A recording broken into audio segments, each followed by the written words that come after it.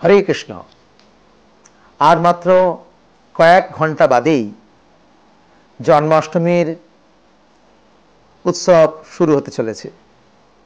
এই বছরে জন্মাষ্টমী দুদিন পড়েছে, কেউ কেউ 6 সেপ্টেম্বর, আবার বৈষ্ণব মতানুসারে, গোস্বামী মতানুসারে 7ই সেপ্টেম্বর জন্মাষ্টমী।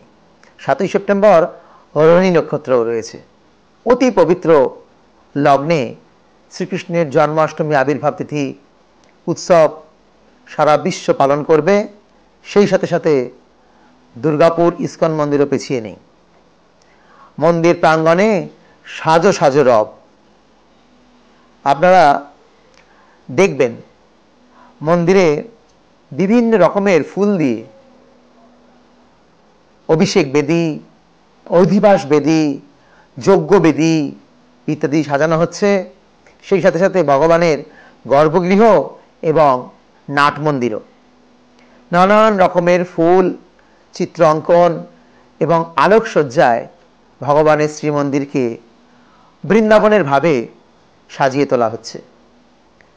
ভগবানের ভোগের জন্য এই বছরে 1,01,108 লাড্ডু তৈরি হচ্ছে। জানেন নিশ্চয়ই, ভগবানের ভোগ আরতিতে রয়েছে, ছলে বলে লাড্ডু খায় শ্রীমধুমঙ্গল, বগলও বাজায় আর দেয় হরিবোল। তো ভক্তরা আনন্দ সহকারে ভগবানের এই লাড্ডু প্রসাদ গ্রহণ করবেন। আপনাদেরকে দেখানো হবে যেখানে লাড্ডু বানানো হচ্ছে, যেখানে লাড্ডু সংরক্ষণ করা হচ্ছে ভাণ্ডারে, আর কিভাবে ঝুড়ি ঝুড়ি করে এই 1 লাখ লাড্ডু কৃষ্ণকে অর্পণ করা হবে। সেই সাথে রয়েছে খাজা, গজা, মালপোয়া, ভগবানের ভোগে নানাবিধ আয়োজন। আপনারা স্বহস্তে ভগবানকে সেই ভোগ দেওয়ার পূর্ণ সুযোগ গ্রহণ করতে পারবেন। এই বছরেও অন্যান্য বছরের ন্যায় 1,01,108 তুলসী অর্পণ করা হবে। সারাদিন ধরে চলবে এই তুলসী অর্পণ। 18,000 শ্রীমদ্ ভাগবতের শ্লোক, 700 গীতা শ্লোক, উপনিষদ এবং বিষ্ণু সহস্রনাম, গোপাল সহস্রনাম, বৈদিক মন্ত্রের দ্বারা ভগবানের আরাধনা হবে। ভগবানের অনন্ত নাম, তার মধ্যে একটি নাম হচ্ছে উত্তম শ্লোক। উত্তম শ্লোকের দ্বারা ভগবানকে বন্দনা করা হয়। তো এই সমস্ত মন্ত্র মন্দিরের দীক্ষিত ভক্তরাই উচ্চারণ করবেন। রাত্রিবেলা 64 উপচার দিয়ে মহামহাভিষেক, সবকিছু তোড়জোড় চলছে। আপনিও কিন্তু বঞ্চিত হবেন না, আপনিও আসুন মন্দিরে। ভগবানের সেবার জন্য চন্দন বাটুন, ভগবানের সেবার জন্য ফুল ছাড়িয়ে দিন।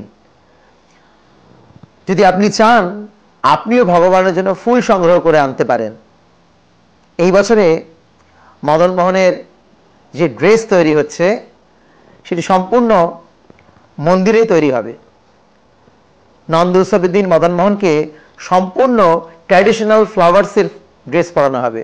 অর্থাৎ যে সমস্ত ঘরে ফুল হয়, টগর ফুল, রঙ্গন ফুল, বেলি ফুল, এই সমস্ত ফুল দিয়ে সম্পূর্ণ পায়ের তোড়া থেকে আরম্ভ করে মাথার কিরিট পর্যন্ত টোটালটাই এই ফুল দিয়ে তৈরি হবে। তুলসী মঞ্জুরির সাথে এই ফুলের সুন্দর শৃঙ্গারে আপনি অংশগ্রহণ করতে পারেন। শ্রীল প্রভুপাদের 127তম আবির্ভাব তিথি উপলক্ষে আমরা শ্রীমদ্ ভাগবত গীতা এবং শ্রীকৃষ্ণের আবির্ভাব রহস্যের উপরে বিশেষ ছাড় এনেছি। যদি কোনো ব্যক্তি চান, এই সমস্ত গ্রন্থ সংগ্রহ করে তার পরিচিত কোনো ব্যক্তিকে উপহার স্বরূপ দিতে পারেন। আসুন সকলেই ভগবান শ্রীকৃষ্ণের জন্মাষ্টমীর আর কয়েক মুহূর্তে পরেই যে উৎসবে আমরা অংশগ্রহণ করতে চলেছি, সেই উন্মাদনায় আপ্লুত হয়ে নিজেকে তৈরি করি কিভাবে আমি জন্মাষ্টমী পালন করব। মন্দিরের সাথে সাথে আপনিও সেই অনুষ্ঠানের পূর্ণ ভাগীদারি। হরে কৃষ্ণ। আজকের মতো এখানেই রাখছি। কালকে আবার দেখা হবে। কি কি অনুষ্ঠান হচ্ছে তা লাইভে দেখতে পাবেন। আপনিও সম্পূর্ণ অনুষ্ঠানটিকে দর্শন করুন এবং আপনার পরিচিত যত ব্যক্তি আছে, বন্ধুরা আছেন, সবার কাছে আমাদের এই দুর্গাপুর ইস্কন মন্দিরের জন্মাষ্টমী শেয়ার করুন। হরে কৃষ্ণ। ধন্যবাদ।